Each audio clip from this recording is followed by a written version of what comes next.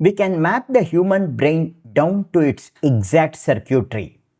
We know how billions of neurons connect and fire. Yet, knowing the precise wiring of the connection brings us no closer to explaining how physical matter generates the subjective feeling of being alive. A standard model of neuroscience treats the brain as a complex biological computer. A neuron receives chemical inputs at its synapses, calculates a threshold, and fires an electrical action potential down its axon. This is a linear algorithmic sequence. But algorithms are discrete steps. They struggle to account for the continuous non-computable fluidity of conscious perception. We do not experience the world as a series of isolated synaptic clicks. Theoretical physicist Roger Penrose and anesthesiologist Stuart Hameroff proposed a different architecture. If the brain is not a classical digital computer, the search for consciousness has to move away from the electrical firing at the cell membrane and dive deeper into the fundamental quantum mechanics inside the cell. They call this framework Orchestrated Objective Reduction, or in short, Orch-OR. Instead of looking at the synaptic connections between the cells, Orch-OR posits that the true origin of consciousness lies within the internal architecture of the neuron. Specifically, the theory points to the cytoskeleton. Biology textbooks often describe the cytoskeleton as passive structural scaffoldings. But mapping the interior of dendrites and axons reveals a highly organized, pervasive network of cylindrical polymers called microtubules. Penrose and Hameroff's framework defines these microtubules as active biological quantum processors. This microtubule schematic shows a 25 nanometer wide cylindrical structure made of alternating proteins. Each individual unit in this lattice is a peanut-shaped protein known as tubulin dimer. Inside these tubulin proteins are specific water-repelling regions called hydrophobic pockets. These pockets house pi-electron resonance clouds. Orch proposes that under specific biological conditions, these electrons can become delocalized, entering a state of quantum superposition, where they physically exist in multiple positions at the same time. This delocalization effectively transforms the biological tubulin protein into a qubit, the fundamental unit of quantum computing.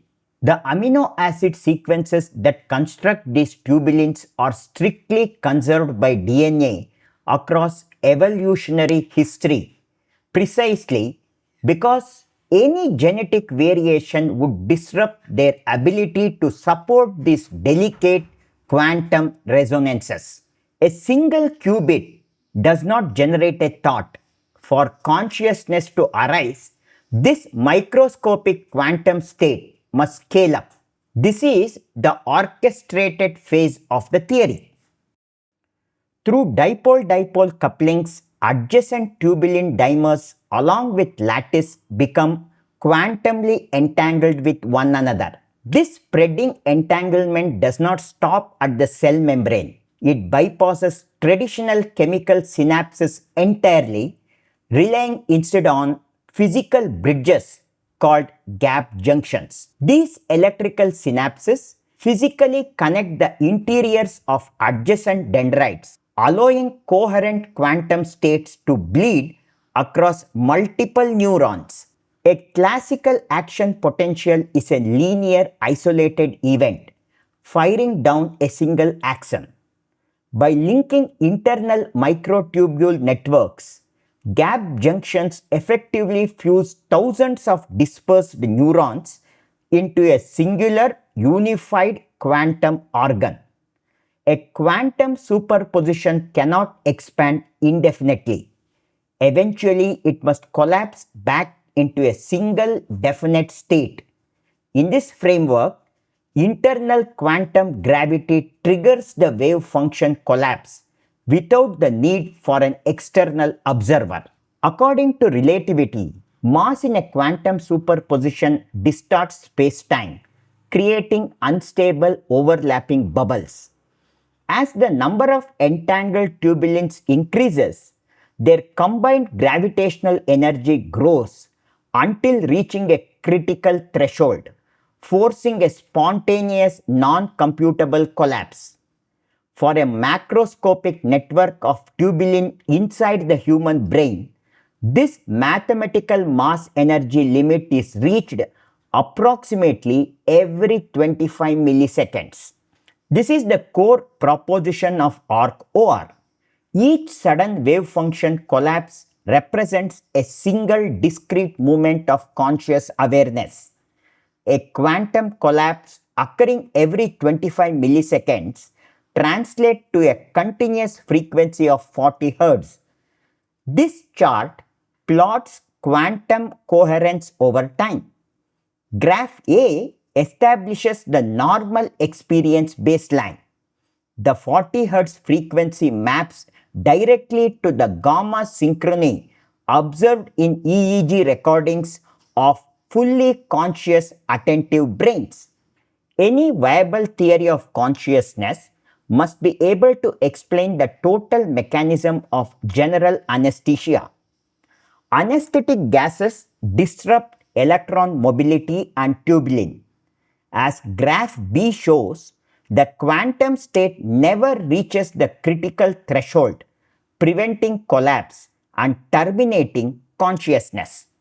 Conversely, psychedelics and meditation increases mobility, causing the rapid heightened frequency state in graph C and D, altering the physical mobility of subatomic particles within a specific protein, predictably dictates the entire macroscopic spectrum of human consciousness.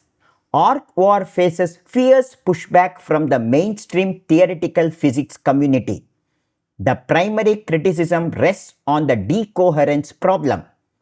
Quantum states are notoriously fragile, typically requiring laboratory conditions near absolute zero to survive. Critics argue that the biological brain is far too warm, wet, and noisy. The constant thermal molecular bombardment should instantly destroy any quantum superposition long before it reaches a 25 millisecond threshold. Penrose and Hameroff argue that the biological environment evolved as a specialized shield for these quantum states. Microtubule associated proteins and the dense gel state of the cytoplasm acts as an insulating barrier, tuning the resonance and protecting the internal quantum states from surrounding thermal noise. Recent discoveries of quantum coherence operating efficiently in warm biological systems like plant photosynthesis and avian navigation lend physical possibility to the idea of the brain as a biological quantum insulator. Tubulin qubits entangle across gap junctions, build critical mass and spontaneously collapse via quantum gravity. This rapid-fire sequence of non-computable collapses bridges microscopic biophysics to macroscopic brain topology, generating the subjective flow of time. This theory describes the brain as a biological orchestra, tuning its internal quantum resonances to the fundamental geometry of the universe. Until we have an experimentally validated theory of quantum gravity, Orch-OR remains a heavily debated speculative frontier. It remains a mathematically rigorous framework attempting to unite the structural biology of the cell, the indeterminacy of quantum mechanics, and the space-time curvature of relativity.